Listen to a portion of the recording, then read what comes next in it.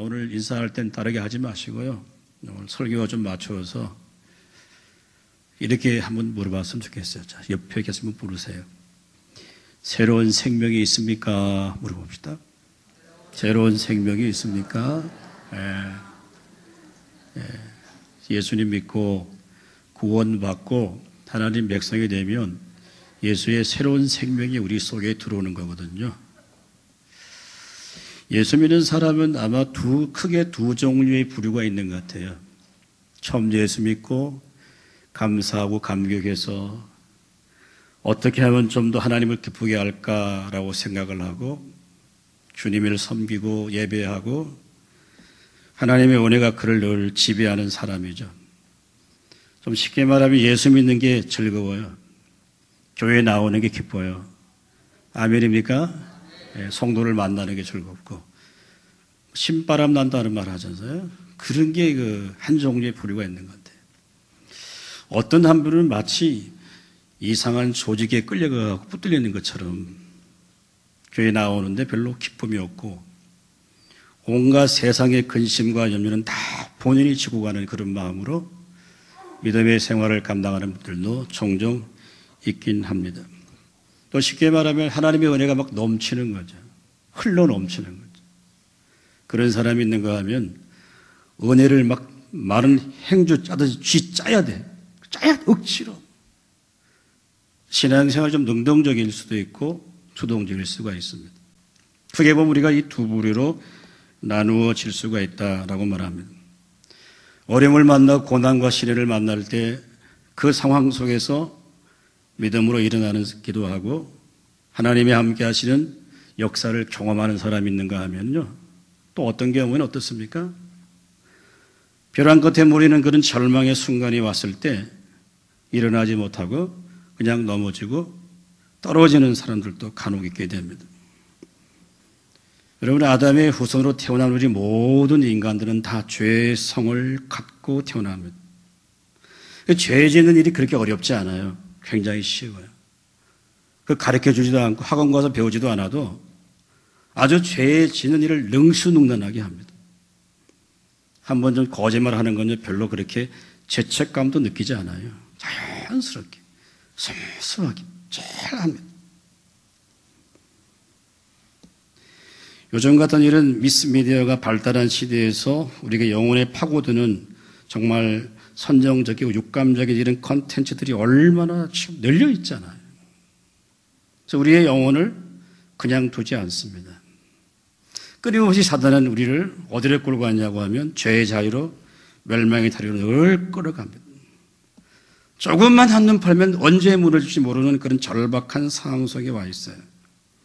하나님의 은혜를 입지 아니하면, 하나님 우리를 붙들지 아니하시면 여지없이 무너지고 마는 것이 우리의 영적인 상태입니다.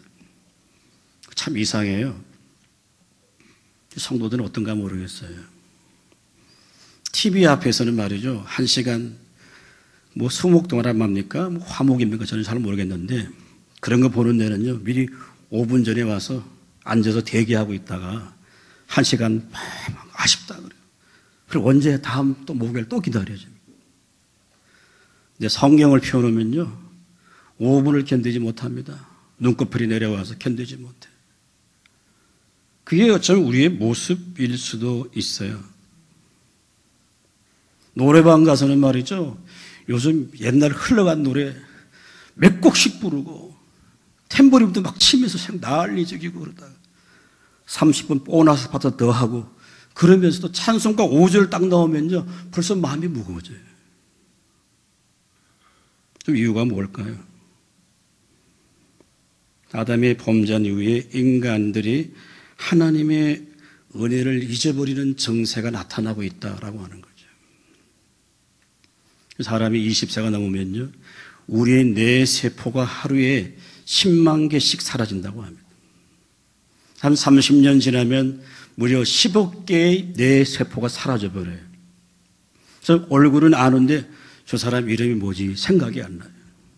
저도 가끔 그럴 때가 있어. 성도님 보면 얼굴은 아는데 이름이 생각이 안 나. 속으로 저 누구더라 생각이 안 나.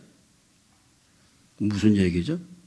망각이 점점 많아져 간다라고 하는 얘기입니다. 여러분, 그렇습니다.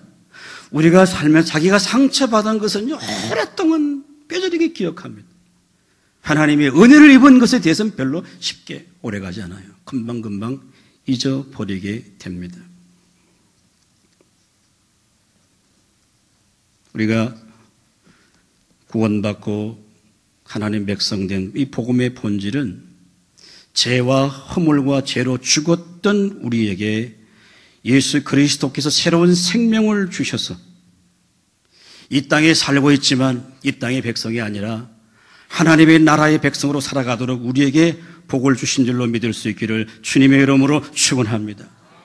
그 영혼의 그 풍성함과 그 은혜를 우리가 이 땅에 살면서 맛보아야 되는 거거든요. 예수님은 이렇게 말씀하셨어요. 요한복음 10장 10절 우리 한번 읽어볼까요? 시작. 도둑이 오는 것은 도둑질하고 죽이고 멸망시키는 것뿐이요 내가 온 것은 양으로 생명을 얻게 하고 더 풍성히 얻게 하라는 것이라. 아멘. 내가 온 것은 양으로 생명을 얻게 하고 더 풍성히 얻게 하렵니다.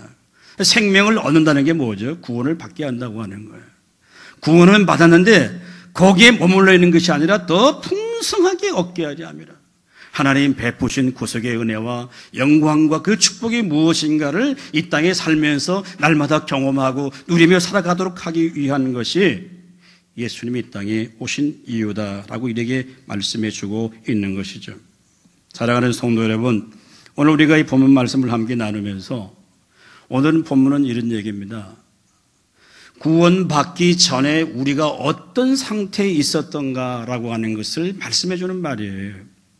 오늘 제가 지금 우리에게는 영광을 맛보기 위해서는 과거에 내가 어떤 존재인가를 알아야 돼요. 그래야 오늘 내게 주어진 하나님의 은혜와 영광을 맛보게 되는 거거든요. 자, 오늘 1절 말씀 본문 다시 한번 읽습니다. 시작. 그는 허물과 죄로 죽었던 너희를 살리셨도다. 아멘. 우리 한번 따라합니다. 우리는 허물과 죄로 죽었다. 가끔 기도하실 때 이런 분들 기록이 기도하시는데요. 우리가 죽을 수밖에 없었던 죄인 아닙니다. 이게 성경적이지 않아요. 죽었어요. 죽었다고 생각하는 거거든요. 사도 바울은 오늘 구원받기 전 우리의 영적인 상태가 어떤 상태에 있었던가를 말하면서 하나님이 창세전에 그리스도 안에서 우리를 선택하시고 구속하시고 삼위일체 하나님이 완벽한 우리의 구원을 이루시고 예수 그리스도를 교회의 머리로 교회의 몸으로 세우셔서 교회의 영광을 주신 그분이 이 장의 본질상 진노의 자녀들이 어떻게 하나님의 은혜로 구원받게 됐는가라고 하는 사실을 진술해 놓고 있는 것이 우리가 읽는 본문이에요. 하나님의 능력이 그리스도 예수를 통해서 교회를 세우시고 허물과 죄로 죽었던 우리를 다시 구원시키시는 능력이라고 하는 것을 말씀해 주고 있는 내용입니다. 사랑하는 여러분, 허물과 죄로 죽었다라고 하는 말은 다른 뜻이 아니에요. 하나님과 내가 영적으로 단절되었다라고 하는 말입니다. 하나님을 알지도 못하고 하나님에 대해서 생각하지도 않은 상태가 여러분 영적으로 죽어 있는 거예요. 하나님에 대해서 아무런 반응을 하지 않는 게 그게 하나님과 단절된 거예요. 하나님을 모르는 사람, 하나님의 존재에 대해서 영적인 지식이 없는 자는 모두 다 허물과 죄로 죽었던 사람들이에요. 그 결과 하나님에 대해서 아무런 반응을 하지 않는 거예요. 예수 믿으세요? 예수 믿고 구원 받으세요? 라고 하면 대부분의 사람들이 그 전도제 받고 그 말 듣고 아멘 할렐루야 하는 사람은 한 사람도 없어요. 예수를 믿어? 뭐라 그럽니까? 니나 잘 믿어라. 당신이나 믿으세요. 예수를 믿으려면 내 주먹을 믿으세요. 그게 일반적인 사람들의 반응입니다. 여러분, 죽어있는 시신을 보신 분 있으세요? 만져본 분 있습니까? 여러분, 죽은 생명이 떠난 시신은요, 결국은 싸늘합니다. 만져도 아무런 감각이 없어요. 무감각합니다. 성경은 이렇게 말합니다. 로마서 6장 23절 우리 다 같이 읽겠습니다. 시작. 죄의 삭은 사망이요 하나님의 은사는 그리스도 예수 우리 주 안에 있는 영생이니라. 아멘. 여러분, 이 말은 단순히 예수 믿으면 천국 가고 안 믿으면 지옥 간다라고 하는 이런 얘기가 아닙니다. 하나님과 단절되어 있는 자는 아무리 자신이 선을 행하고 윤리적인 정당한 삶을 살고 착하게 산다고 하더라도 결국 그 길은 사망일 수밖에 없다라고 하는 선언입니다. 여러분, 그러나 구원받은 우리는 어떠합니까? 우리가 하나님이 계신지도 몰랐어요. 하나님을 알려고 하지도 않았어요. 늘 우리 아이가 다 진노 아래 있었음에도 불구하고 지옥을 갈 수밖에 없었던 우리들을 구원을 얻기 위해서 긍휼에 풍성하신 그 하나님께서 우리에게 은혜를 베풀어 주신 줄로 믿을 수 있기를 주님의 이름으로 축원합니다. 여러분, 인생의 길은 딱 두 가지밖에 없어요. 예수를 믿고 생명으로 가는 길이 있고 예수를 부정하고 사망으로 가는 길이에요. 그래서 결국 우리가 내가 죄의 종이 되느냐 하나님의 종이 되느냐, 아무리 신분이 높고 고상한 삶을 살고 여러분 상식적인 삶을 산다고 하더라도 영적으로 죽은 자는 결국은 죄의 종이에요. 우리의 연약함과 부족함이 있고 실수가 있고 약점이 있다고 하더라도 예수 그리스도를 자신의 구원으로 인정하고 받아들이는 자에게는 그는 죄의 종이 아니라 하나님의 종인 줄로 믿을 수 있기를 주님의 이름으로 축원합니다. 여러분, 그렇다면 구원을 받기 전 하나님을 떠났던 우리 영적으로 죽었다는 것이 과연 무엇인가를 우리에게 설명해 주고 있습니다. 자, 오늘 본문 2절 말씀을 다 같이 읽겠습니다. 시작. 그때에 너희는 그 가운데서 행하여 이 세상 풍조를 따르고 공중의 권세 잡은 자를 따랐으니 곧 지금 불순종의 아들들 가운데 역사하는 영이라. 아멘. 긴 문장인데요, 과거에 우리가 어떤 존재인지 첫 번째, 세상의 풍조를 따르고 라고 있습니다. 여기 세상이라고 하는 것은 좀 제가 쉽게 설명을 드리면 이런 말입니다. 타락한 이 세상의 어떤 시스템과 가치에 의해서 지배되는 것, 그게 세상이에요. 여러분, 우리가 살고 있는 이 세상은 보십시오. 전부 타락한 죄의 결과로 말미암은 사람들이 가지고 있는 그런 가치들이 움직여지는 곳이에요. 성경을 뭐라고 말하면 이런 가치를 지배하는 자가 누구냐? 불순종의 영, 악한 영들이 이 세상을 지배하고 있다라고 가르쳐주고 있습니다. 여러분, 타락한 죄성을 갖고 있는 우리 인간의 가장 큰 중심에 가장 뿌리 깊게 내려있는 게 과연 뭘까요, 여러분? 무엇일까요? 인간의 탐욕입니다. 이게 우리의 죄성 가장 깊은 곳에 뿌리 내리고 있어요. 좀 더 많은 것을 가지려고 하는 거예요. 더 쌓으려고 하는 거예요. 더 높이 올라가려고 하는 거예요. 그러나 하나님의 영이 우리 가운데 있고 예수 그리스도의 영이 우리 가운데 있으면요, 우리가 더 많은 탐욕을 갖는 게 아니라 이미 우리에게 받은 것을 감사할 줄 아는 거죠. 내게 주어진 환경을 바꾸고 변화시키는 것이 아니라 내 속에 그리스도의 영이 함께함으로 말미암아서 내가 지금 하나님의 현실에서 감사할 수 있고 기뻐할 수 있게 되는 거거든요. 여러분, 이 세상의 모든 가치는 뭡니까? 세상을 지배하고 다스리고. 자, 좀 더 확대하면 궁극적으로는 돈의 힘에 의해서 움직여지는 것이 이 세상이에요.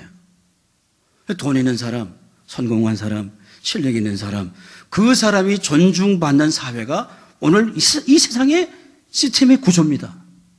그래서 가지지 못한 자, 배우지 못한 자, 없는 자 전부 다 소외될 수밖에 없는 것이 이 세상의 가치의 체계예요.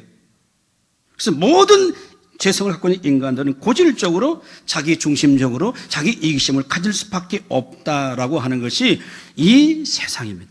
그래서 마치 우리가 예수 믿고 구원받기 전에 이런 시스템 속에서, 이런 가치 속에서 살았던 사람이라고 성경이 우리에게 증언해 주고 있는 겁니다.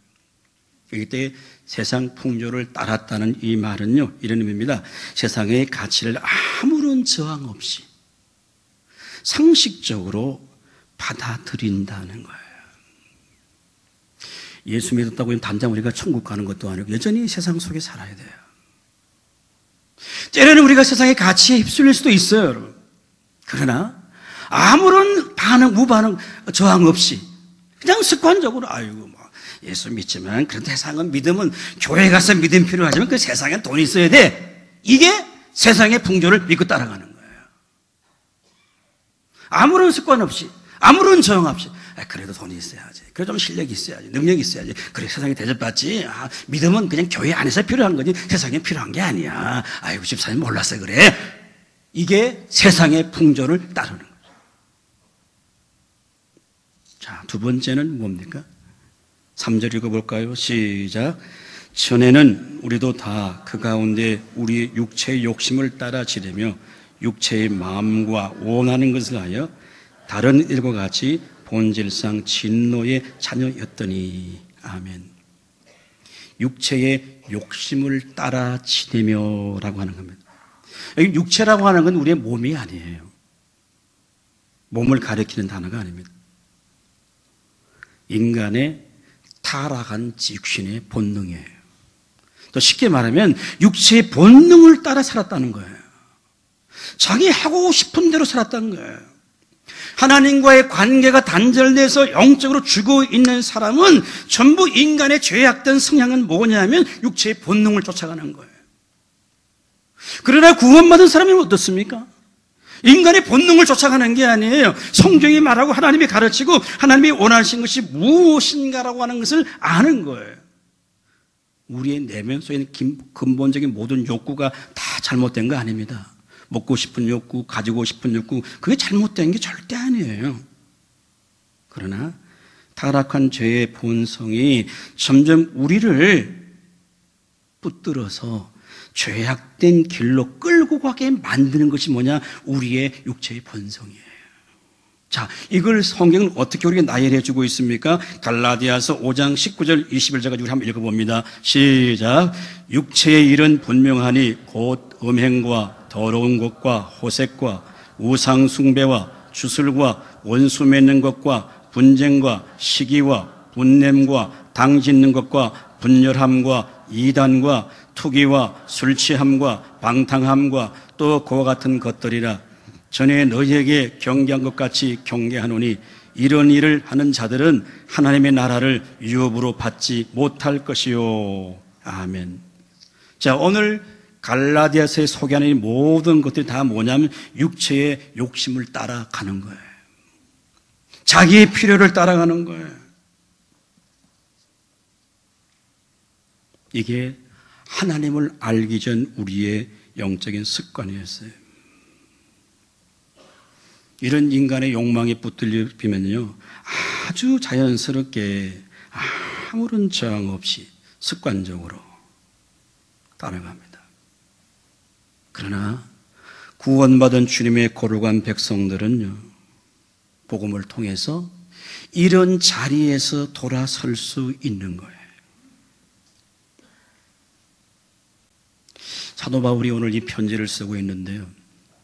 디모데전서 1장 15절 우리 한번 읽어볼까요? 시작. mit보다 모든 사람이 받을 만한 이 말이요. 그리스도 예수께서 죄인을 구원하시려고 세상에 임하셨다 하였도다. 죄인 중에 내가 괴수니라. 아멘. 쉽게 말하면 무슨 말이죠? 내가 죄인 가운데 가장 죄가 많은 죄의 두목이단 말이에요. 이 편지를 바울이 언제 쓰느냐고 하면요, 죽음을 앞두고 써요. 가장 늦게 된 편지가 디모데 전후서인데, 어제 영적으로 해석을 하면 가장 거룩한 자리에 와 있을 상태에 사도 바울이 내가 죄인 중에 괴수다라고 말하거든요. 이게 무슨 얘기일까요, 여러분? 바울이 정말 그렇게 죄가 많았을까요? 늘 성령이 충만한 한평생 믿음으로 살고 선교했던 그 사도 바울이 노년에 무슨 죄가 그렇게 많아서 내가 죄인 중에 괴수다 그런 말을 할까? 이유가 뭐 있을까요? 근데 여러분, 죄에 대한 깊은 깨달음이 있으면 자신이 죄인 중에 괴수임을 알게 됩니다. 그럴 때 그 사람이 어디로 나갑니까? 하나님의 은혜를 구하고 하나님의 긍휼을 구하는 자리에 나아갈 수밖에 없는 거예요. 내가 죄인이 아니다. 자기 의가 강하면 강할수록 여러분 하나님의 은혜를 구할 필요가 없어요. 우리는 다 허물과 죄로 죽었던 존재입니다. 하나님의 은혜가 아니고 하나님의 도우심이 아니고 십자가의 사랑이 아니라고 한다면 우리는 도저히 이 자리에 올 수 없는 죄인임을 고백할 때 그때 우리의 구원의 영광을 맛보게 될 줄로 믿을 수 있기를 주님의 이름으로 축원합니다. 자, 이제 4절, 5절 말씀 다 같이 읽습니다. 시작. 긍휼이 풍성하신 하나님이 우리를 사랑하신 그 큰 사랑을 인하여 허물로 죽은 우리를 그리스도와 함께 살리셨고 너희는 은혜로 구원을 받은 것이라. 아멘. 이 갈로를 전하는 건 요건요, 지금 부원 설명을 하는 거예요. 어떤 사본에는 있을 수도 없고 없을 수도 있는 건데 그렇게 참고로 해주시고요. 우리 한번 따라합니다. 우리를 그리스도와 함께 살리셨다. 우리 성경에는 번역이 되지 않았지만은 그 긍휼이라고 하는 단어 앞에 그러나라고 하는 단어가 접속사가 빠져 있어요. 자, 우리를 세상 풍조를 따르고 육체의 본능을 따라가던 우리들을 그러나 긍휼에 풍성하신 하나님께서 그 큰 사랑을 인하여 허물로 죽은 우리를 그리스도와 함께 살리셨고 너희가 그 은혜로 구원을 얻은 것이라. 이런 선언을 합니다. 이제 오늘 읽는 본문에 보면요, 세 가지 중요한 동사가 나옵니다. 자, 5절에는 우리를 살리셨고 6절에 일으키사 하늘에 앉히시니라고 하는 세 개의 동사가 나옵니다. 그런데 이 살리고 일으키고 앉혔다는 이 동사 앞에 접두어가 똑같은 게 붙어 있어요. 함께 살리시고 함께 일으키사 함께 하늘에 앉히셨다라고 이렇게 우리에게 설명해 주고 있어요. 여기 중요한 게 뭐냐면요, 이 동사의 세 가지 시제가 전부 부정과거형으로 쓰여져 있습니다. 제가 조금 부연 설명을 해야 되는데요. 뭐냐면 우리의 구원과 부활 그리고 하나님이 함께 하시는 그저 이런 말들이 이미 다 이루어졌는 것이나 다름이 없다는 거예요. 자, 우리가 장차 주님이 우리를 다시 우리의 몸을 부활시킬 것이고 하나님의 영으로 바꾸어서 하나님 나라에서 영원히 주님과 함께 찬양과 경배할 그날은 미래에 이루어질 일이에요. 그런데 부정과거형을 쓰므로 말하면 과거에 확정된 것처럼 그렇게 느낀다는 얘기예요. 자, 그러니까 예수 그리스도로 말미암아 구원받고 우리가 새로운 생명이 우리 속에 들어와서 예수와 함께 다시 살아나고 그분 보좌 앞에 앉게 될 그 영광의 순간이 비록 미래에 이루어질 일이지만 과거에 실행되었던 것처럼 확정됐던 일이라고 하는 것을 선명해 주고 있는 내용이 오늘 읽었던 본문이에요. 여러분, 그 이유가 뭘까요? 여러분, 우리를 왜 일으키셨어요? 우리를 왜 살려주셨습니까? 우리를 왜 하나님 보좌에 앉혀주실 그 이유가 무엇일까요? 자, 7절 우리 다 같이 함께 읽겠습니다. 7절 시작. 이는 그리스도 예수 안에서 우리에게 자비하심으로써 그 은혜의 지극히 풍성함을 오는 여러 세대에 나타내려 하심이라. 아멘. 이게 결론이에요. 예수님 믿으니 참 좋다, 기쁘다, 감사하다, 여기서 그치는 게 아니에요. 바울은 뭐라고 말합니까? 그리스도의 손에서 우리를 이렇게 자비하심으로써 그 은혜의 지극히 풍성함을. 무슨 은혜의 지극히 풍성함이에요? 나 같은 죄인도 구원받고 하나님의 백성 된 것이 이게 하나님의 은혜가 아니면 불가능한 일이란 말이죠. 이거를 우리가 다음 세대에 끊임없이 나타내고 드러내는 거예요. 여러분, 그렇다면 왜 아무런 대가도 요구하지 아니하고 100% 하나님의 은혜로 구원을 받는다고 하는 이 복음의 진리에 대해서 왜 많은 사람이 그렇게 거부할까요? 절에 가서 어느 절에 가든지 무슨 종교를 가도 그렇게 여러분 별로 다른 타 종교들은 별로 안티가 없어요. 그렇지 않습니까? 근데 왜 기독교는 이렇게 안티들이 많습니까? 왜 이렇게 기독교를 싫어할까요? 여러분 생각해 보셨습니까? 물론 우리 목회자들이 교회에 문제가 있고 성도들이 성도답지 않은 것도 문제가 있지만 더 중요한 본성은 이거예요. 타락한 인간은 하나님의 은혜에 대해서 받아들일 수 없고 견딜 그 하나님의 은혜를 받는다는 것을 모욕감을 느낄 정도예요. 왜 내가 예수를 믿어? 내가 무엇이 부족해서 예수를 믿어? 내가 무엇이 못나서 예수를 믿어? 은혜로 구원, 그거 다 쓸데없는 소리야. 라고 하는 그 저항감이 타락한 죄성을 갖고 있는 모든 인간 속에 들어와 있어요. 은혜가 선물이다. 하나님의 우리가 아무것도 한 것이 없다고 좋아할 것 같지만 죄악된 인간의 내면 속에는 항상 자신을 정당화시키고 자신을 의롭게 하는 강박 본능이 항상 우리 내면 속에 있으며 그 이유가 뭡니까? 그래도 착하게 살고 윤리적으로 도덕적으로 선하게 살면 뭔가를 이뤄낼 것이라고 하는 생각들의 가치가 끊임없이 우리 속에 들어와 있는 거예요. 그래서 은혜로 구원을 받는다는 말을 전부 거부해요. 받아들이지 않아요. 그러나 성경은 우리에게 뭘 말합니까? 로마서 3장 23절 다 같이 읽습니다. 시작. 모든 사람이 죄를 범하였으며 하나님의 영광에 이르지 못하더니. 아멘. 로마서 3장 10절 11절 읽겠습니다. 시작. 기록된 바 의인은 없나니 하나도 없으며 깨닫는 자도 없고 하나님을 찾는 자도 없고. 아멘. 무슨 얘기예요? 모든 인간이 다 죄인인데도 불구하고 자신이 죄인이라는 사실을 듣기를 싫어하는 겁니다, 여러분. 자, 우리도 마찬가지예요. 구원받았어요. 교리적 진술을 통해서 구원을 받았지만 정말 당신 죄인이에요 하면 그렇게 좋아하지 않아요. 이게 우리의 죄의 본성이에요. 여러분, 끊임없이 돈에 대한 집착이 엄청난 것처럼 그 이상으로 우리 모든 인간은 자기 의에 대한 집착이 대단합니다. 대단해요. 그래서 항상 뭐 자기가 높여주기 원하고 자기가 대접받기 원하고 자기가 바라는 그 의가 굉장히 강합니다. 그래서 뭔가 내가 노력하고 열심히 해서 뭔가를 쌓아서 그 자리에 올라가기를 늘 원해요. 그게 항상 우리 인간의 의예요. 그래서 성경은 이게 뭐라고 말합니까?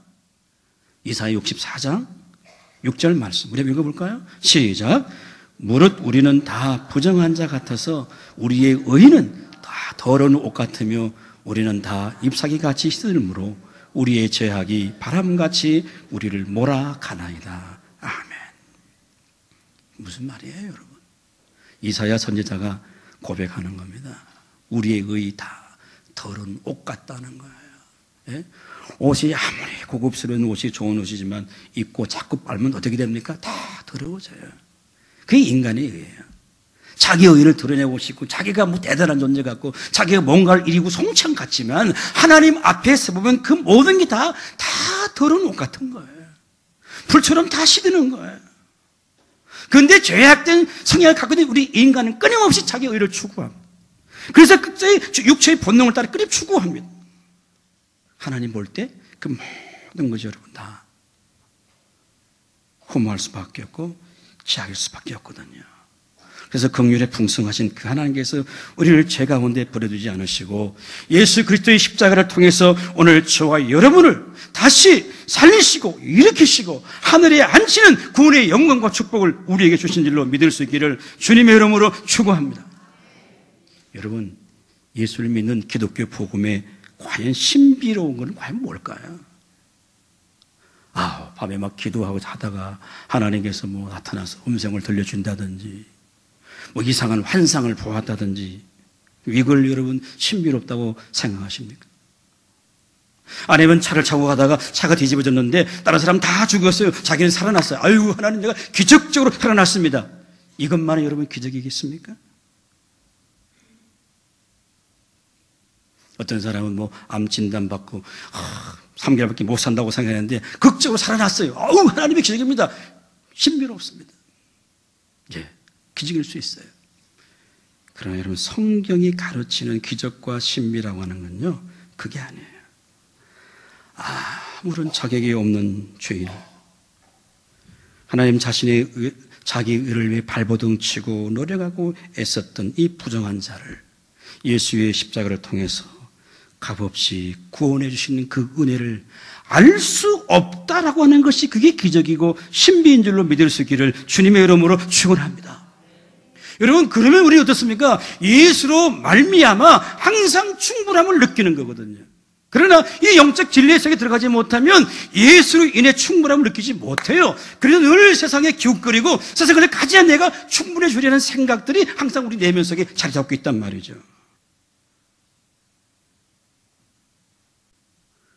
우리가 구원을 받았다, 새로운 예수의 생명을 얻었다고 하는 것은 외적인 변화가 아니에요. 환경적인 변화를 일으키는 게 아니에요. 우리 속에 새로운 영이 창조되는 거예요. 여러분 내면 속에는 육신의 욕망을 다 쫓아내고 거짓된 영들을 다 쫓아내고, 그래서 하나님의 영이 우리 안에 함께함으로 늘 우리가 주님과 함께 동행하고 그분이 원하시고 기뻐하는 것이 무엇인가를 아는 믿음의 눈이 열려서 내가 있던 그 자리에서 하나님 한 분을 기쁘게 해드리는 거예요. 그래서 우리의 영혼이 날마다 소생함을 잊게 되는 거예요. 하나님에 대해서 무관심했던 우리가 이제 세상의 풍조를 따르지 아니하고 인간의 욕망을 쫓아가지 아니하고 하나님이 기뻐하는 것이 무엇인가를 분별하며 살아갈 수 있는 그 사람이 구원받은 하나님의 거룩한 백성이요, 다시 일으키시고 세우시고 하나님 보좌에 앉은 성도임을 믿을 수 있기를 주님의 이름으로 축원합니다. 여러분, 그래서 우리가 다른 사람을 위해서 기도해주는 자리에 내가 있게 되는 거예요. 늘 남을 아프게 하고 상처 주는 그 사람이 다른 사람의 상처를 안고 기도해주는 그 자리에 나가는 거예요. 내가 다른 사람을 나보다 더 낫게 여겨주는 거예요. 늘 대접받으려고 섬김 받으려고 하는 그 사람이 더 낮은 자리에 내려가서 다른 사람을 섬겨주는 거예요. 그 사람이 구속받은 사람이에요. 그 사람이 사망에서 죽음에서 생명으로 옮겨진 자인 줄로 믿을 수 있기를 주님의 이름으로 축원합니다. 자, 결론적으로 말씀을 정리합니다. 우리 속에 새로운 생명이 있다고 하더라도요, 우리가 늘 완전한 삶을 살아갈 수 있는 게 아니에요. 예수 믿는 사람도 때로는 욕심에 끌려가기도 하고 자기의 본능을 쫓아가기도 하고 그래서 실패하고 때로는 아픔을 경험하고 죄악된 자리에 나갈 수도 있고, 예? 똑같아요. 다른 게 없어요. 여러분, 이 세상을 사는 게 쉽지 않잖아요. 목사는 그래도 늘 성경 읽고 하니까 죄를 좀 덜 지을 수 있을런지는 모르지만, 여러분, 모르지만 목사도 예외가 아니에요. 그런데 저는 딱 한 가지를 구원받은 사람들에게 허락해 주신 게 있어요. 마지막 고린도전서 15장 57절 우리 한번 같이 읽어볼까요? 시작. 우리 주 예수 그리스도로 말미암아 우리에게 승리를 주시는 하나님께 감사하노니. 아멘. 고린도전서 15장은 부활이 진리가 무언가를 길게 설명합니다. 부활의 진리를 설명합니다. 그 부활장을 마무리한 절이 이 57절이에요. 우리 주 예수 그리스도로 말미암아 우리에게, 옛날 개역개정 성경에는 이기심을 주신 하나님께 감사한다고 했어요. 저는 그 번역이 좀 더 와닿아요. 근데 오늘 바울은 그리스도로 말미암아 우리에게 승리를 주시는 거예요. 무엇으로? 예수로 말미암아 우리에게 승리를 주신다는 거예요. 실패할 수 있어요. 넘어질 수 있어요. 죄악된 자리에 나갈 수 있어요. 그런데 여러분, 넘어지는 게 문제가 아니에요. 다시 일어나지 못하는 게 문제단 말이에요.